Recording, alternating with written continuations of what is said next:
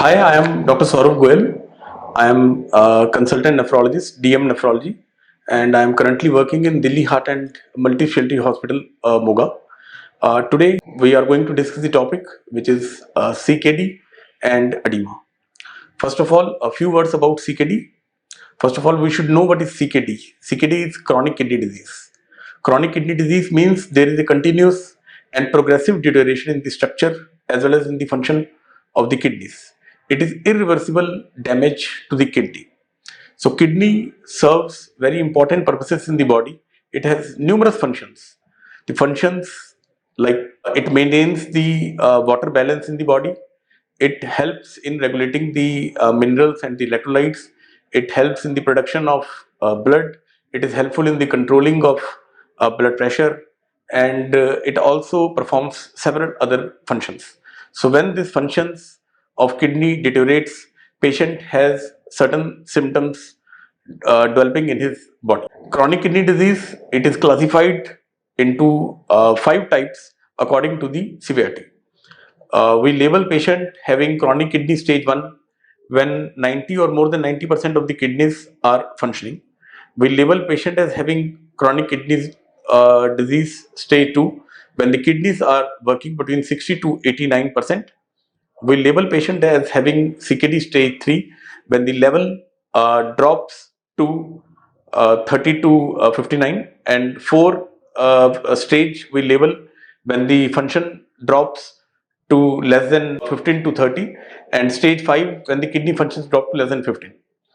When this chronic kidney disease occurs, so there occurs lots of symptoms in the patient's body. Patient के शरीर में kidney की दिक्कत आने के साथ बहुत सारे सिम्टम्स आ जाते हैं. वो सिम्टम्स जैसे कि बॉडी पर स्वेलिंग आ जाना जिसको एनासार का बोलते हैं, या पैरों पर स्वेलिंग आ जाना जिसको पीडल एडिमा बोलते हैं. पेशेंट का ब्लड प्रेशर अनकंट्रोल्ड रहना, पेशेंट को यूरिन ज्यादा आना या कम आना, पेशेंट के यूरिन में चर्बी का आना, पेशेंट के यूरिन में ब्लड का आना, पेशेंट को भूख कम लगना, मसल क्रैम्प्स पड़ना, यूरिन रात को बार बार उठ पाना, खून की कमी होना, उल्टी लगना, ऐसे लक्षण पेशेंट को आ सकते हैं. तो हम पहला लक्षण डिस्कस करते हैं पीडल एडिमा, जिसको हम हिंदी भाषा में बोलते हैं कि पैरों पर सूजन आना. Pedal oedema occurs because of accumulation of fluid in the patient lower limbs and ankle. ऐसा क्यों होता है कि ये फ्लूइड इकट्ठा हो जाता है? इसके मेन 2 रीजंस हैं. पहला रीजन कि पेशेंट की किडनी कम काम कर रही है, जिसके कारण अंदर पानी की मात्रा का संतुलन बिगड़ रहा है, अंदर एक्स्ट्रा पानी इकट्ठा हो रहा है. और दूसरा कारण ये है कि पेशेंट को हैवी प्रोटीन यूरिया हो रहा है. प्रोटीन यूरिया मींस कि पेशेंट के यूरिन में चर्बी का लीक हो रहा है. तो जब चर्बी की ज्यादा लीक होती है तो उसमें एल्ब्यूमिन की कमी हो जाती है, जिसके कारण ब्लड वेसल्स में से फ्लूइड निकल के बॉडी के अदर कंपार्टमेंट्स में चला जाता है, जो सूजन का रूप धारण कर लेती है. तो ये जो 2 मेन कारण हैं किडनी वाले पेशेंट के अंदर सूजन आने का. पेशेंट और डॉक्टर इसको चेक कर सकते हैं, उसको दबा के देख सकते हैं अंकल को कि उसमें पिटिंग मतलब गड्ढा पड़ रहा है कि नहीं पड़ रहा है, और देख सकते हैं कि पेशेंट की स्किन शाइनी है, सूजन कितनी है. ये एग्जामिन आपका डॉक्टर करके आपको इसके बारे में बता देगा. तो once patient is having this pedal edema and CKD, what are the treatment options for this pedal edema? First of all, the most important precaution which we take is the dietary sodium restriction.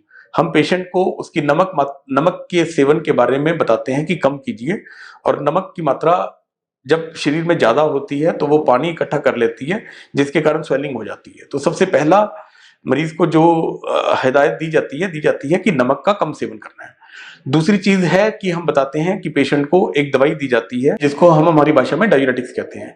Diuretics leads to excretion of free fluid and salt from the body. So oedema को ये कम कर देती है शरीर में से पानी और नमक को निकाल के. डायूरेटिक्स अगर ज्यादा डोज में दिए जाएं तो पेशेंट में पानी की कमी हो सकती है और इलेक्ट्रोलाइट इम्बैलेंस हो सकता है, पेशेंट का बीपी लो हो सकता है, चक्कर आ सकते हैं. तो इसको अपने फिजिशियन या नेफ्रोलॉजिस्ट या जो भी आप डॉक्टर से ट्रीटमेंट ले रहे हैं उसकी सलाह के बावजूद बिल्कुल ना लें, उनकी सलाह के अकॉर्डिंग ही लें. इनकी डोज को रेगुलर मॉनिटरिंग और एडजस्टमेंट की जरूरत पड़ती है. और उसके बाद जो हमारा अगला कदम हो सकता है इस पीडल एडिमा को रिलीव करने के लिए, वो स्टॉकिंग्स हो सकती हैं. Stockings are a effective way and measures to prevent as well as treat this pedal edema. A good stocking of adequate size can help to relieve and prevent the recurrence of edema. और एक चीज जो हम patient को हिदायत दे सकते हैं, उसमें हम पेशेंट को बोलते हैं कि लेग एलिवेट्स करके रखनी है। दिन में 3-4 दफा टोटल 30 मिनट तक अगर पेशेंट थोड़ी सी लेग बेड पर एलिवेट करके रख पाएगा तो उसमें भी एडिमा में थोड़ी सी कमी हो जाती है।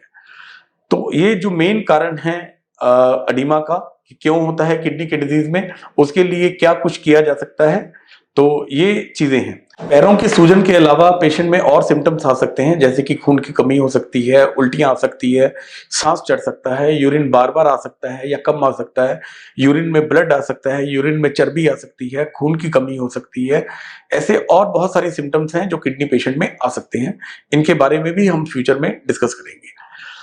और अंत में हम ये कहना चाहेंगे कि किडनी डिजीज जो होता है वो क्रॉनिक किडनी डिजीज, देखिए प्रोग्रेसिव डिजीज होता है। अगर किसी पेशेंट को क्रॉनिक किडनी डिजीज लेबल किया गया है तो इट मींस कि उसमें परमानेंट डिटोरेशन आई हुई है, तो वो प्रोग्रेस करेगा ही करेगा, लेकिन उसमें कुछ प्रिकॉशंस लेके, नेसेसरी मेडिसिन लेके इसको स्लो किया जा सकता है। एक दूसरे प्रकार का किडनी फेलियर होता है जिसको एक्यूट किडनी इंजरी कहा जाता है, उसमें पेशेंट पूरी तरह ठीक हो जाता है।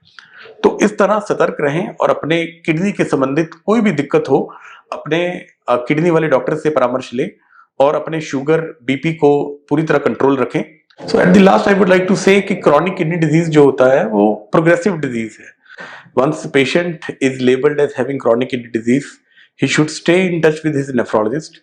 He should be taking medicines which is prescribed by his nephrologist regularly.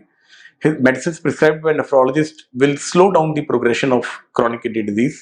He has to follow some lifestyle modifications such as active lifestyle, reduction in the salt and the potassium intake, and some other lifestyle modification which is advised by nephrologist. So keep in regular touch with your nephrologist regarding any kidney disease and stay healthy. Thank you.